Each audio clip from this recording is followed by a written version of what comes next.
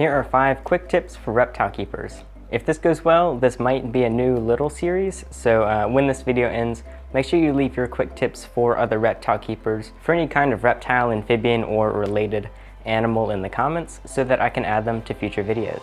This is what's called a urate. If you don't know what that is, it's basically solid reptile pee, because it's kind of gross to touch it, but reptiles create these urates because it's a great way to save water so they don't actually waste any if they were to pee out liquid urine. So I'm not sure why all animals don't do it. And although the urine can be liquid, it usually comes out like this. However, these are a good way to kind of check up on the health of your animal. Generally, they should be nice and chalky and solid. And you can check out the color. The ideal one is going to be nice and bright white. If a urate's completely yellow or kind of brownish, or not looking too right, you can compare into images and stuff. It's possible that that's a sign of a health issue or dehydration or wrong temperatures and humidities that might be drying them out too much, or different things. There's no specific thing, but it's kind of just a quick and easy thing to check and make sure everything is looking okay. Just one urate that might be discolored probably isn't a problem, especially if more after that are looking just fine. Sort of a gross thing to do, but not a bad idea to do it. Secondly, something else that's always good to check are your heat mats and other sources of heat that you can't actually see, like whether this is ceramic bulbs or heat mats. I guess those are the only ones you can't see, but there's no guarantee that it's working. So what I've had happen before are heat mats breaking, which doesn't happen too often, but sometimes they just stop working. And I've had people unplug the plugs for heat mats and plug something in like a vacuum or something, and then they forget to plug the heat mat back in, and there's no way to actually know that it's turned off unless you check them. Or if you have reptile thermostat connected and you might see that the thermostat is never actually getting to the right temperature. But it's just a really easy thing to do when you're cleaning the enclosure or just walking by. You can just place your hand under a ceramic bulb or on a heat mat or under the enclosure to make sure it's all working normally, because they do sometimes give out and you don't want your reptile to go without that heating. Also relating to different sources of heat or lighting or whatever, but this is kind of to help keep them from breaking more often, is make sure there isn't anything resting on your cords. And any cords that may be coming out of the enclosure shouldn't have too much pressure on them, whether it's a top of the enclosure being pressed down on it or a latching enclosure pushing up on it, because this will just make the cords break more quickly.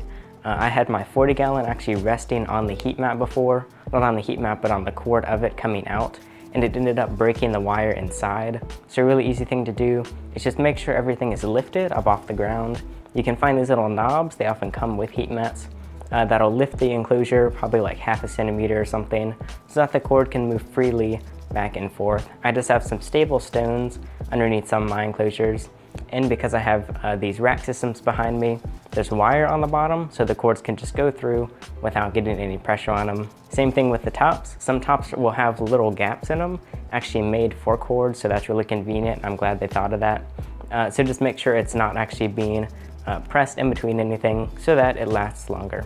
The fourth one I've got today is remember that UVBs have to be replaced. My first couple years I didn't actually know this. Luckily I wasn't really keeping anything that required UVBs, but unlike heat bulbs, they don't just last until they break or blow or whatever, because they are actually letting off a certain type of light. This does run out over time. If you actually read the directions or instructions on your little box or package of your UVB, you would already know this, but not everyone does. It depends on the bulb how long they last. Mine last 6 months to a year, and then the tubes I believe last not quite as long. It's like 4 to 6 months, but just make sure you check the thingy, and many of them actually have a little space on them to write the date that you originally started using it. So then every month or something you can check the date and see which ones need replacing to make sure your animal is still getting the adequate amount of UVB lighting. So if you're maybe tired or bored of your substrate, or if your animal's having difficulty burrowing in it, or if you need the humidity adjusted or something, you can always consider mixing substrates, which I think people do pretty often, but it might not be something you've thought of, because I really didn't until like a year ago. We can use blue tongue skinks for an example. I see the two most commonly used things for these skinks being eco-earth, which is a type of coconut fiber, and forest floor bedding, or another type of cypress mulch. Personally, cypress mulch I don't think is great for burrowing, which blue tongue skinks really like to do. And at the same time, eco-earth can just look kind of boring, and it's kind of just bland, and I would like more in it. So something you can always do is mix different types of substrate. In my blue tongue skinks enclosure, I have a mix of cypress mulch, coconut fiber, and the type of moss, I think it's cypress moss. If you want to check out my favorite substrates and beddings, I always have them linked down in the description. But you can just get kind of experimental to see what looks cool. Like I've seen people for certain animals, although I'm not a fan of sand, you can mix sand with eco-earth or something, and it can make a cool mixture for burrowing, and it might look a bit nicer. For my blue-tongue skink, I don't like the eco-earth being super damp because that can potentially cause scale rot, so adding that cypress mulch and the moss adds more of a mixture so the humidity stays up, but at the same time it's not too damp, and again, boring looking. It also creates nice little air pockets for plants, so I think my plants are thriving a bit better with that. Again, give me some more tips that you have for keepers so we can keep on improving our husbandry and I can add them to future videos. But I think that'll be it for this video. So I'm Alex, and thanks for watching.